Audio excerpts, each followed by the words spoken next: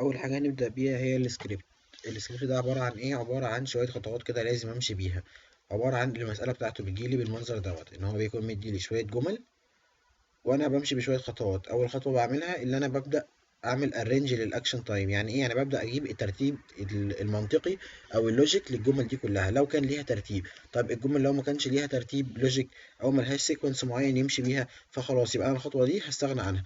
طيب تاني خطوه عندي اللي انا لازم اعملها قبل الكودينج، اللي انا بعمل كويستشن دي عباره عن ايه؟ اللي انا بجيب ثلاث اسئله بيكونوا لوجيك. يعني ايه لوجيك؟ يعني ثلاث اسئله لازم بيتجابوا فهما من الجمل دي كلها. الثلاث اسئله مش ثابتين على حاجه معينه، بس انت لازم عشان خاطر تعرف تجيبهم انت هتقرا الكلام ده كله الاول، بعد كده بتطلع باي ثلاث اسئله انت شايف ان هم مهمين او مش هتعرف تجاوب عليهم الا لما تفهم الجمله القطعه دي كلها او الجمل دي كلها على بعض.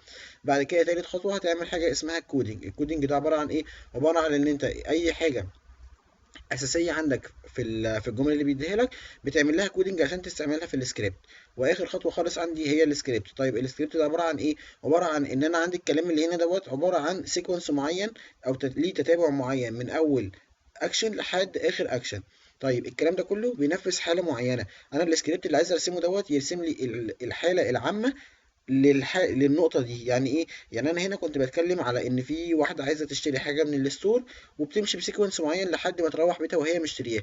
جميل. انا السكريبت اللي انا عايز ارسمه عبارة عن حالة عامة لواحدة عايزة تروح تشتري او لحد عايز يروح يشتري حاجة من الستور، سواء بقى هو هيشتريها ويروح بيها او هيلاقيها ومش هيشتريها او مش هيشتريها علشان هو ما لقاهاش، او ان هو هيقعد يدور تاني. يبقى انا عندي هنا السكريبت عبارة عن سيكونس معين او تتابع معين لمجموعة خطوات بتوصلني لحاجة معينة. أنا بحاول أعمل السكريبت دوت بناء عن إيه؟ بناء عن إن أنا بحاول أجيب الحالة العامة ليها. يبقى أنا دلوقتي عايز ارسم حاله عامه للقصه اللي هو مديها لي ديت. لو انا مشيت بالقصه ديت الاقي الخطوات بتاعتي كلها متنفذه في السكريبت، ولو انا مشيت باي حاجه تانية غير نهايه القصه ديت برضو تمشي على السكريبت دوت. اهم حاجه تكون في نفس المجال. جميل. الخطوات بتاعتي هي ايه؟ اول حاجه انا برتب الخطوات لو ما كانتش مترتبه، او لو كان ليها تتابع. لو ما كانش ليها سيكونس معين نمشي بيه يبقى مش هنرتبها. تاني حاجه بجيب الثلاث اسئله لو هو مديهم لي، يبقى انا كده خلاص في خطوه انا ما بقتش استفاد، مش هعمل بيها او مش هعملها. لو مش مديني الجمل دي بس، يبقى انا لازم اوجد الثلاث اسئله وثلاث اسئله يكونوا لوجيك. حلو.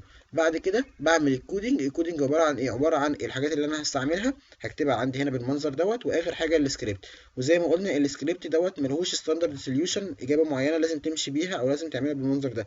انت ممكن كل واحد يكون مطلع سكريبت بس بناء على ان هو ماشي بالخطوات المعينه ديت يبقى السكريبت بتاعه هيبقى صح، وان هو يكون مغطي كل الجمل اللي هو مديها له.